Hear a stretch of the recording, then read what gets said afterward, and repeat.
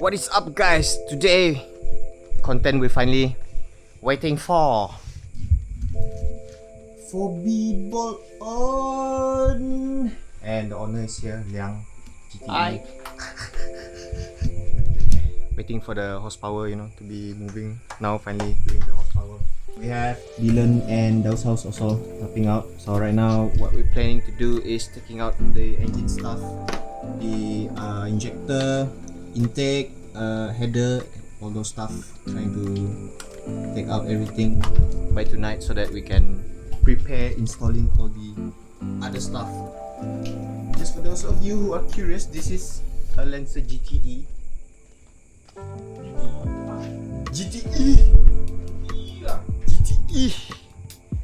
And this bolt-on is a bit more direct because it's using the Lancer Ralliart turbo kit. Let's open the stuff.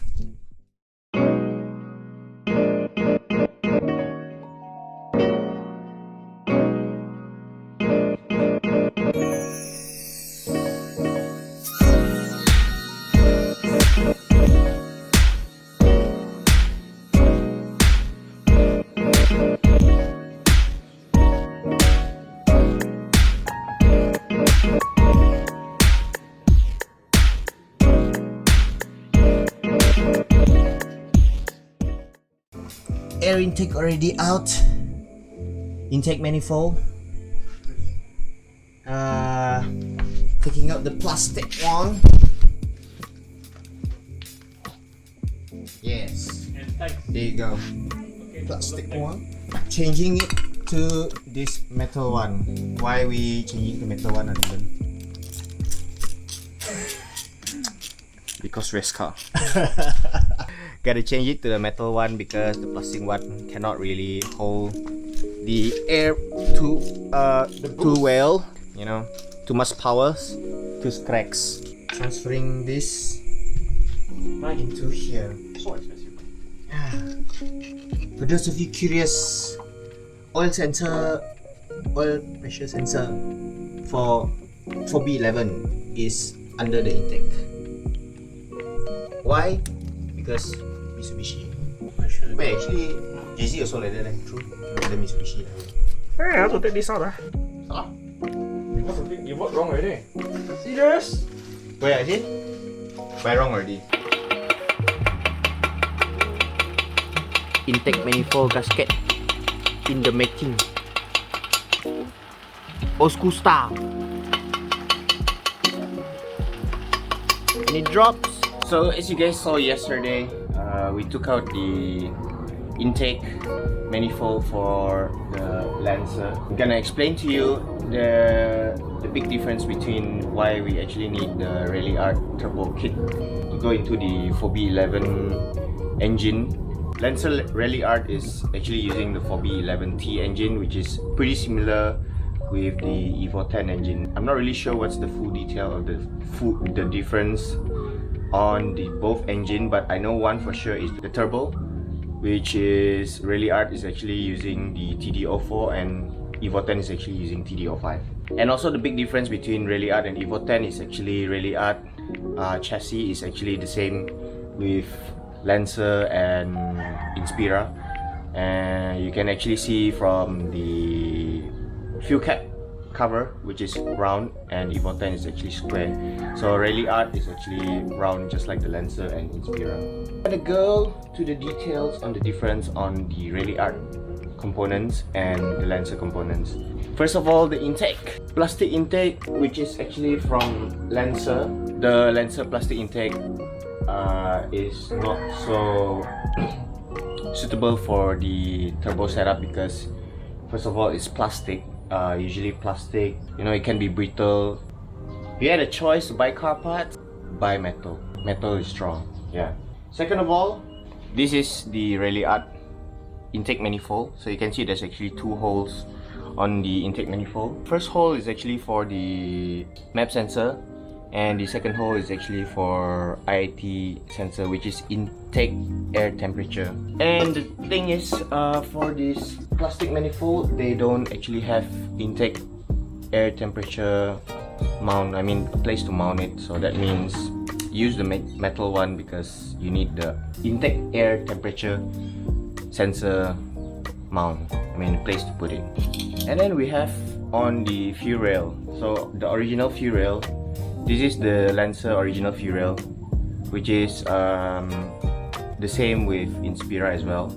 So the big difference between the original, the 4B11NA fuel rail and the 4B11T fuel rail is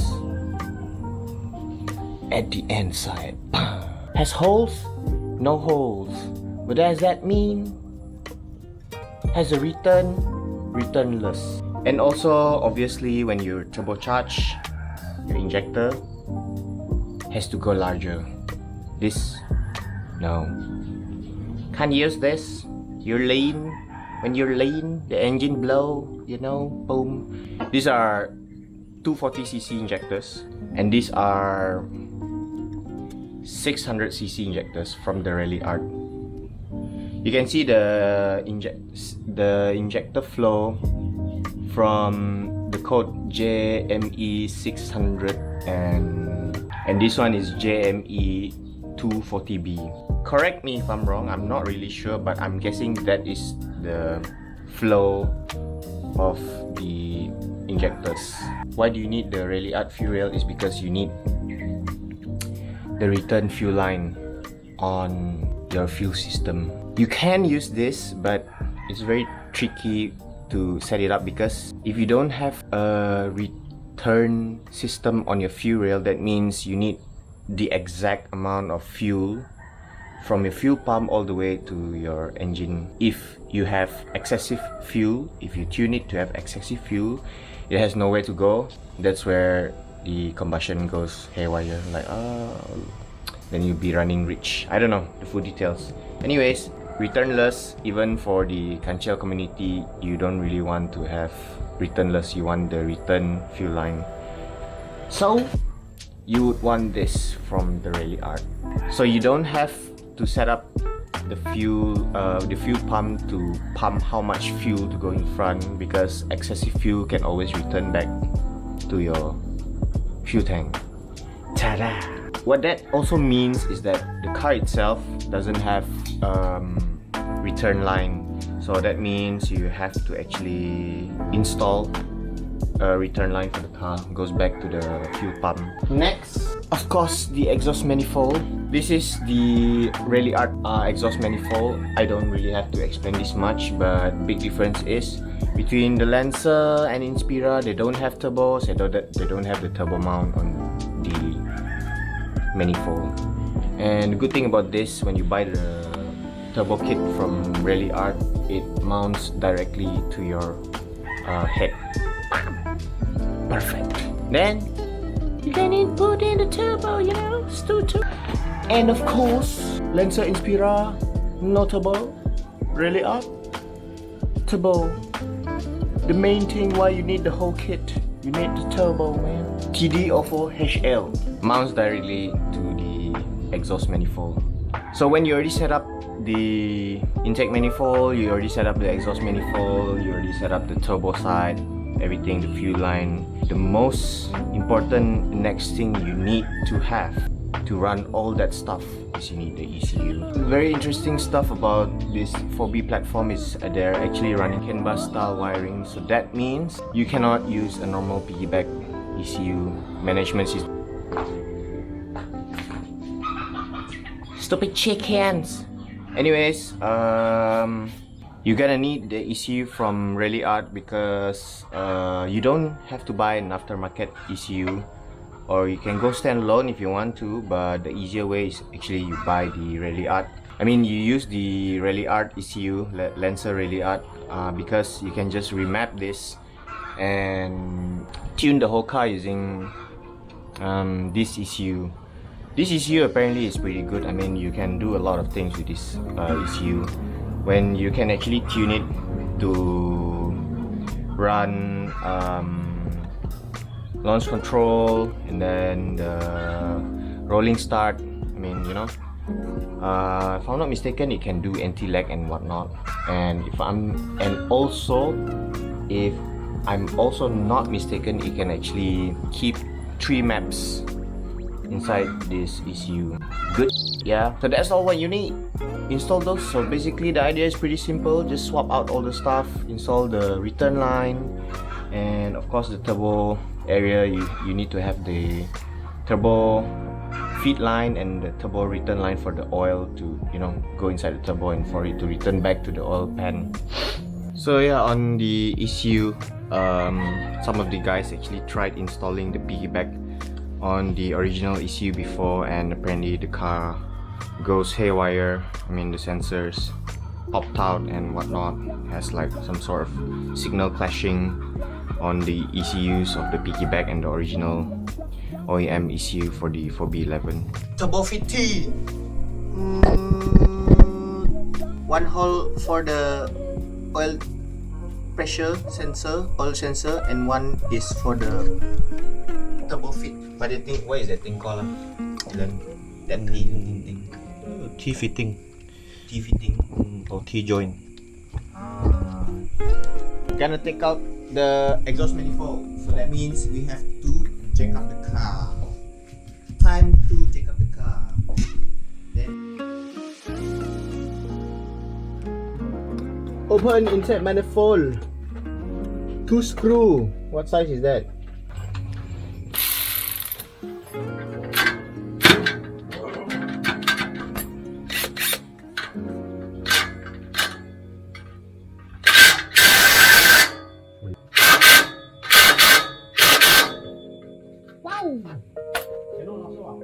Cannot open. Keras gila.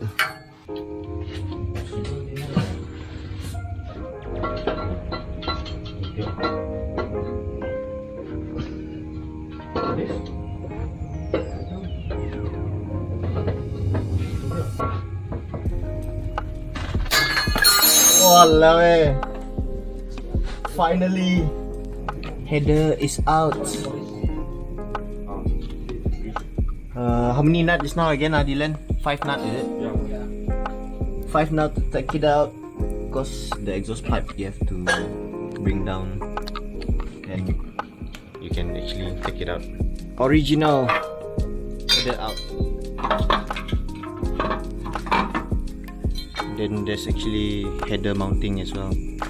Crazy. This take out, and then this new header will go in together with turbo. Woohoo! Yeah, you feel excited already, Liang? Yeah. Before taking out oil pan for the return, you have to drain the oil first.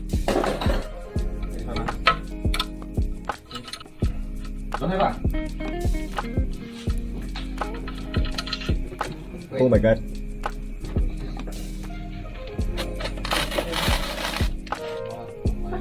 Now we're gonna open the fuel pump area. Take out back seat. This is the back seat. Take it out. Then there's a cover here which is sealed using RTV, I think, or silicone.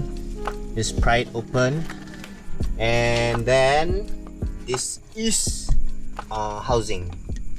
So we gotta take this out, and then we will drill a hole here for the return line, for the hard line to return from the front. Fuel return line.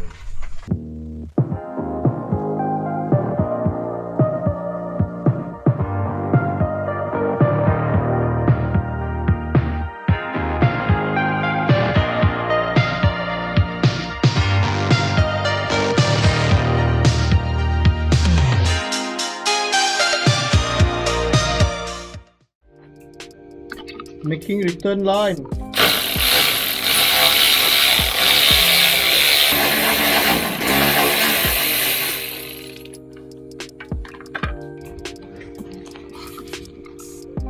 So the fuel line is gonna come out here to here, then all the way to the front there. You can see the line. Actually one extra one, this extra one, so the fuel line pipe is gonna go through here all the way to the front. This is the fuel tank already. So the hose is gonna go up just like that.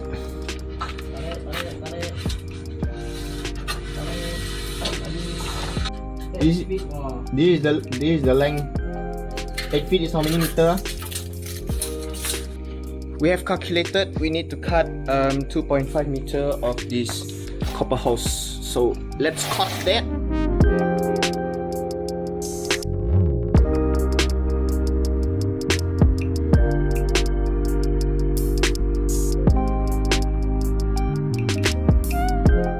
You know, all of the header got washer, right?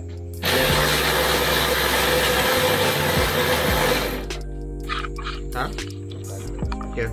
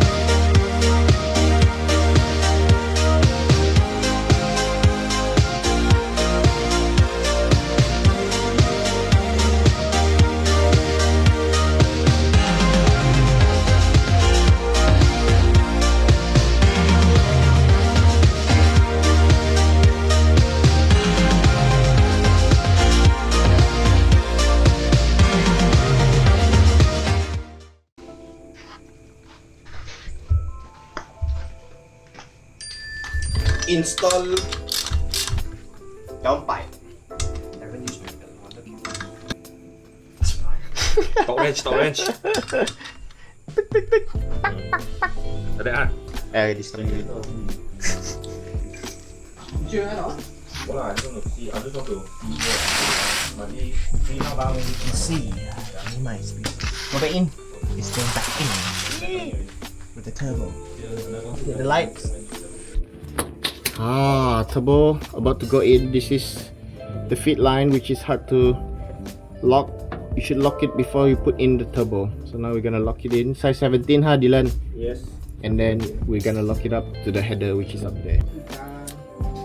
Gasket in, and the feed is already in also. Right now we're gonna lock it to the header. Then we lock the dime pipe. This is the view from the bottom. You can see that is the return line as well, all the way to the back. So the other day, return pipe going to the fuel pump housing has already been done, and Dylan did custom mount for the regulator. And now it looks like that. Regulator mounted to the ECU. I don't know what's this, ECU bracket lah. It's good.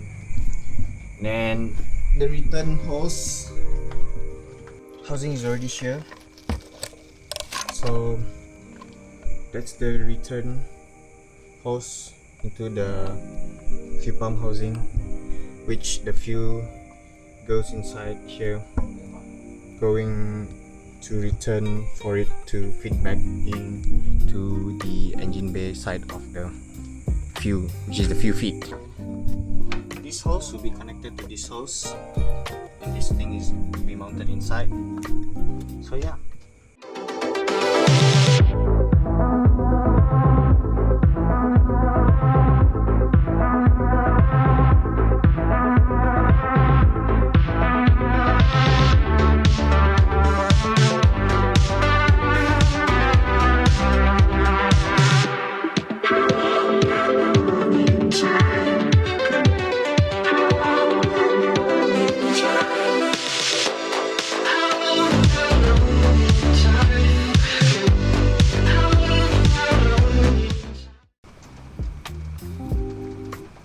Hello, dude. This is the return pipe going from the return all the way to the front. Bocor ha? Should be no lah. Bocor. Ya kak? I cannot use already. Cabut je. I forgot behind the way sambong already. Yeah. So I feel why so kick the smell.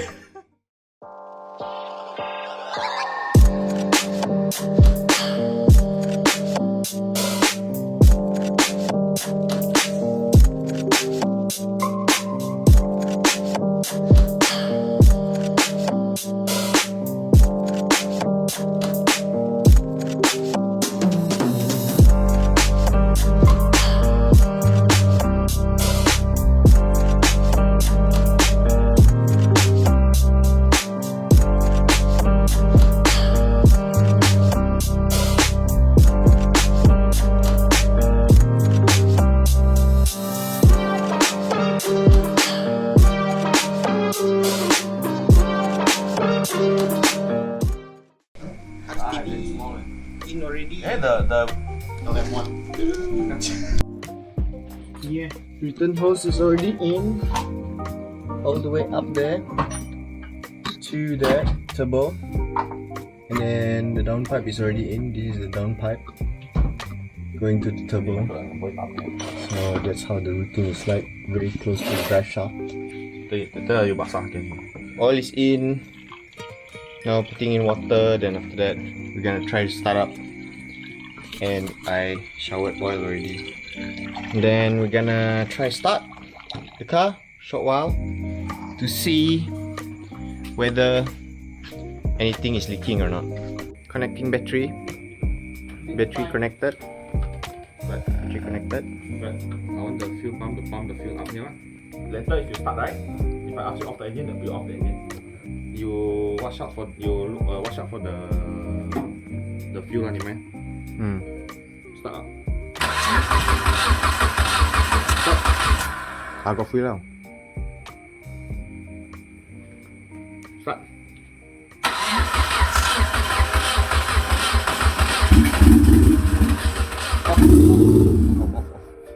Okay.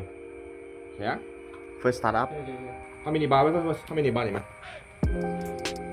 2 bar. 2 bar. Okay, start. On to off, Okay, start.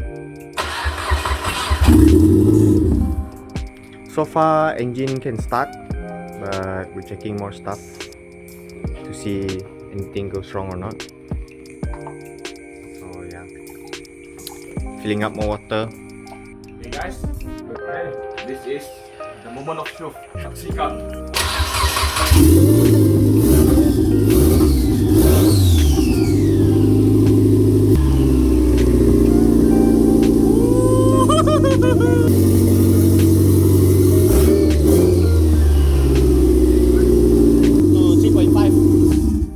To 3.5. How do you feel about the first startup, Liang? Good. Finally. So far, the first startup just now couldn't really start because the map sensor has to be connected to the throttle body. Then it can actually detect the air to be sucked inside. So fueling so far okay also. It can actually idle from the learn startup just now. It's pretty good. So hopefully everything goes well. So we managed to start the car after bolting on the turbo, the RA intakes. So all the turbo components are being in, especially the turbo and the fuel rail going to the back. We were able to actually start the car, which is good news. But at the moment it's still running the Lancer GTE, the Lancer NA ECU, the 4B11 NA, because you cannot run the Ralliart ECU purely with that ECU mapping on this engine, because this engine compression is higher compared to the 4B11T. So you only plug in the ECU once the tuner comes in. So hence even the map sensor is still running the Lancer map sensor, and the IAT you can see here is not connected yet because this ECU does not have the pin out for the IAT sensor. So yeah, good news. happy that Liang is actually relieved that his car has no problem to start. So yeah, that's how it looks like. Then the next part is gonna be installing the intercooler, and of course the exhaust side, the downpipe is not connected to any exhaust system, which exhaust shop is gonna do it at Jong Exhaust. Tauke is waiting. And as you guys can see, the return yesterday, the one I installed in is also inside, since the car seems like I did properly yesterday, so I guess it's no problem. So that is the end of first part of the video on how to bolt on this 4B11NA. You guys know the deal, like, comment, subscribe, and I'll see you guys in the next video.